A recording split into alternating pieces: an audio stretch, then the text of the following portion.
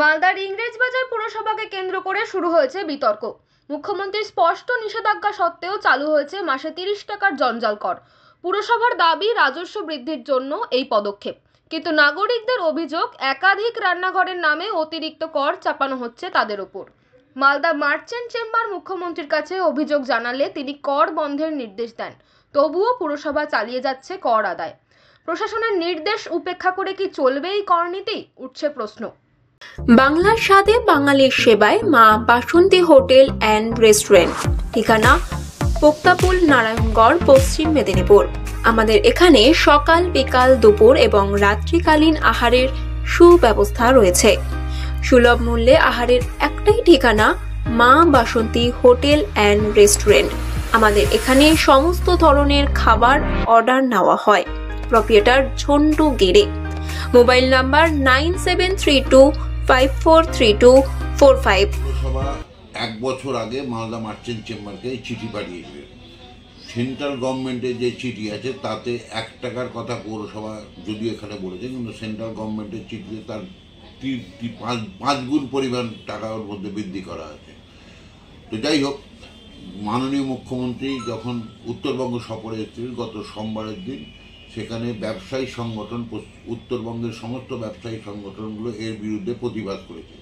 যেমন পৌরসভার মিউটেশনের ব্যাপারে ব্যবসায়ীদের অভিযোগ হয়েছে, আমাদের ট্রেড লাইসেন্সকে হঠাৎ করে বৃদ্ধি করে দেওয়া হয়েছে কিছু কিছু ক্ষেত্রে, সেটাকে ব্যবসায়ী সংগঠনগুলো বিরোধিতা করেছে।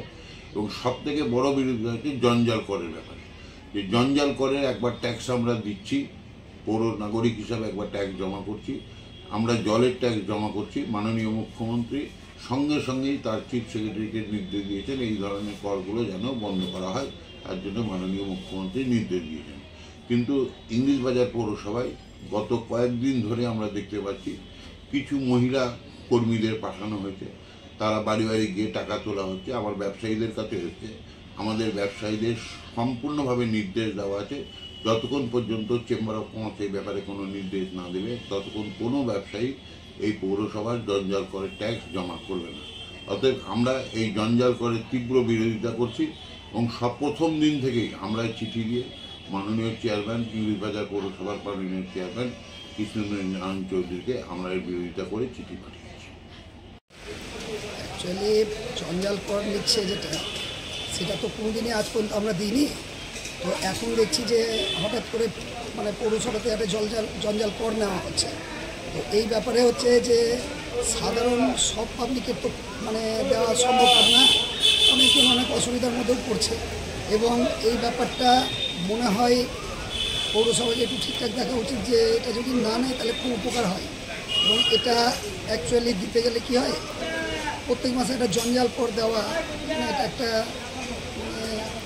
মানুষের সাধ্যের মধ্যেও একটা ব্যাপার আছে। এইসব ব্যাপারগুলোকে ঠিক ও ভালো নজরে দেখা নাও যেতে পারে। ইংরেজবাজার মিউনিসিপ্যালিটিতে প্রপার্টি ট্যাক্স, মিউটেশনের ফি এমনিতে যেভাবে বৃদ্ধি পেয়েছে তাতে মানুষের প্রাণ পোস্টার আছে, তারপর অতিরিক্ত এই জঞ্জাল কর, এটা কিন্তু মানুষ মেনে নিচ্ছে না। আজকে সারা পশ্চিমবঙ্গের মুখ্যমন্ত্রী বলছেন কোথাও মিউনিসিপ্যালিটি যাতে বেশি কর আদায় না করে, কিন্তু এখানে ইংরেজবাজার মিউনিসিপ্যালিটি করের পর করের বোঝা মানুষের উপর চাপিয়ে যাচ্ছে। আমরা এর তীব্র বিরোধিতা করছি, বিরোধিতা করে আসছি, বারে বারে আমরা ডেপুটেশন দিয়েছি। এটার বিরোধিতা আমরা মানুষের পাশে দাঁড়িয়ে মানুষের সঙ্গে নিয়ে আমরা আবার তীব্র বিরোধিতা নামব। পুরো কর নয়, এটা হচ্ছে কনজারভেন্সি সার্ভিস চার্জ। এই যে নোংরা ফেলে দিচ্ছে রাস্তায়, যেখানে সেখানে নদীর ধারে ফেলে দিচ্ছে, রাস্তার পাশে ফেলে দিচ্ছে। তো আমাদের এত গাড়ি চলছে, 40টা হকার টিপার চলছে, ট্রাক্টর চলছে, সব চলছে। এই যে আমাদের তেল পুড়ছে, ড্রাইভারদের বেতন দিতে হচ্ছে, এই জন্য আমরা সেন্ট্রাল গভর্নমেন্টের এবং স্টেট গভর্নমেন্টের যৌথ ইনস্ট্রাকশনে আমরা এটা মিনিমাম পার বাড়িতে যে রান্নাঘরে 1 টাকা করে দিচ্ছি, পার ফ্ল্যাট 1 টাকা করে দিচ্ছি, যেটা আজকাল 10 টাকাও কোনো ভিখারি নেয় না। এবং এটা মহিলারাই তুলছে, যা তুলবে সেলফ হেল্প গ্রুপের মেয়েরা 50% তারা পেয়ে যাবে, 50% পৌরসভা এতে খরচা করবে। কতজন রয়েছে মহিলা?